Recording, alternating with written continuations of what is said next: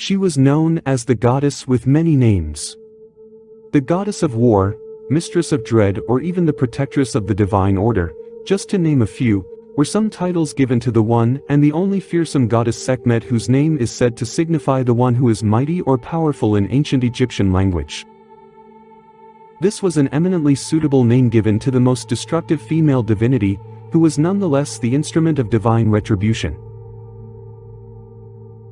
Highly revered by the ancient Egyptians, the goddess Sekhmet was an entity associated with war, medicine, fire, and retribution.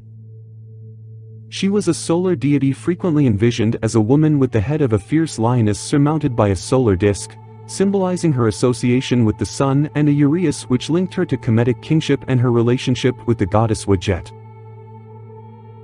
And just like many other Egyptian divinities, Sekhmet had two contradictory sides to her complex personality.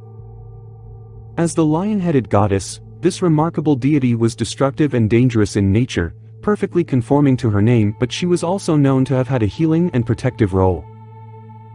The goddess Sekhmet was more involved in protecting the heir to the throne, defending the pharaohs against their enemies, and spearheaded their wars.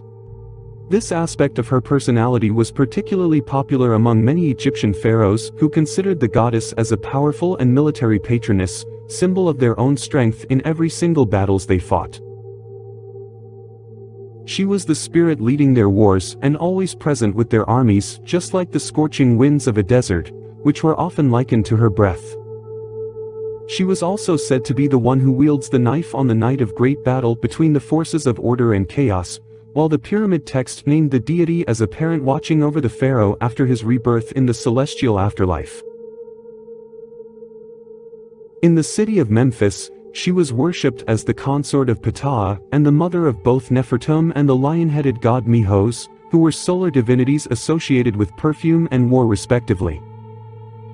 This is quite a resemblance with whom many considered to be her more gentle sister, the cat-headed goddess, whom just like Sekhmet has the same associations with these divinities. The symbol of the goddess Sekhmet was an aegis shown as a broad collar-type necklace resembling a shield and topped with the head of a lioness. But considering the fact that she has similarities with the cat-headed goddess that it was sometimes hard to distinguish between them both, the aegis later became a symbol equally associated with Bastet, who is frequently cited as her balancing opposite and the embodiment of maternal and benign forces, in contrast to the goddess Sekhmet, who personified death and destruction. However, they both had similar roles in Lower and Upper Egypt and were perceived as divine instruments of the sun god.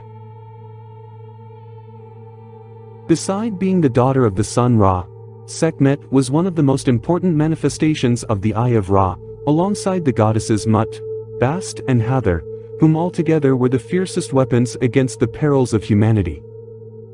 Death was even believed to have came into the world for the first time when the Eye of Ra was sent down as Sekhmet to punish the rebellious human race.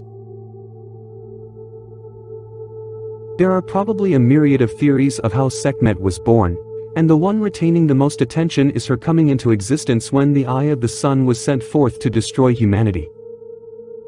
According to one myth, when humanity turned their back to the sun Ra, he sent his eye in the form of the goddess Hathor to exact vengeance upon them. Carrying out her mission, the peaceful Hathor transformed into the lion-headed goddess who laid waste upon humankind in an ecstasy of slaughter. Earning the epithet Lady of Jubilation, she who dances on blood nearly destroyed humanity when Ra realized that his daughter's thirst for blood has to be satiated, otherwise humanity would not survive this insanity. The sun god outwitted the goddess into drinking some red beverage to quench her thirst for blood, and thus saving humanity from a thorough extermination. After mistaking the reddish drink for blood, she became so drunk that she gave up the slaughter and returned peacefully to Ra. But before returning to her father, the Eye of Ra had to be pacified with dance, music, and drunkenness.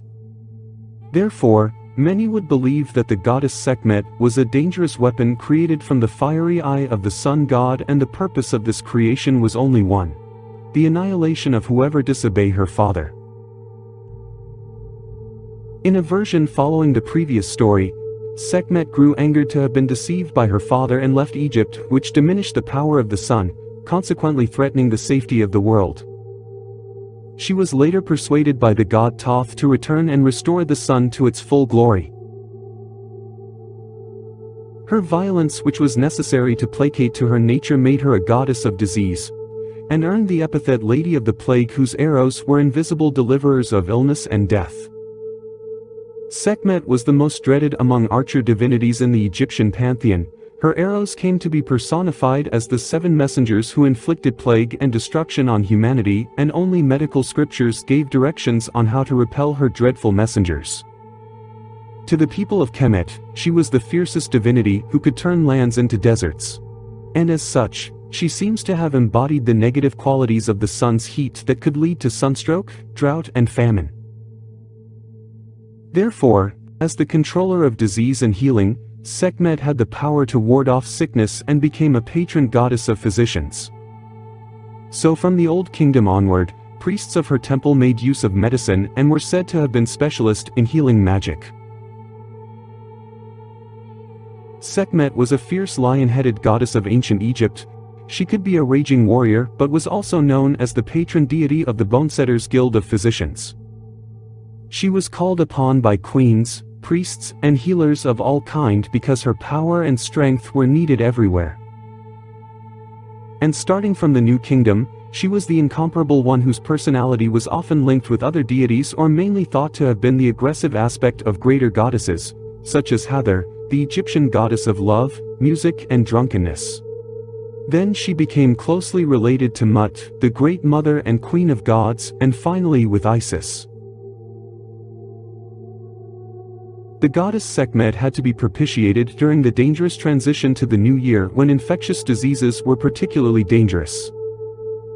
Throughout this annual festival of intoxication, as one would call it, the ancient Egyptians would dance and played music to soothe her violence while drinking great loads of wine as a ritual to imitate the extreme drunkenness that ended her fury when she almost destroyed humanity. The rite of appeasing the deity was performed by her priests to battle diseases and epidemics, but at the same time she was greatly feared because she could equally cause harm, for her 7 messengers were believed to bring trouble and bad fortune upon men. So small amulets were used for protection against her wrath, and many rituals and spells were used to transform the raging solar lioness into a benevolent goddess. Although her main site of worship was located in the city of Memphis, she also had many temples in other locations across the Black Land. Some accounts say that Amenhotep III erected 730 impressive statues depicting the powerful deity in his mortuary temple in western Thebes. And it is said that for this amount of effigies representing the fierce divinity, a pair was dedicated for each day of the year, among which there would be one seated and another one standing with a papyrus scepter, possibly to pacify her, or to invoke her protection at the most unstable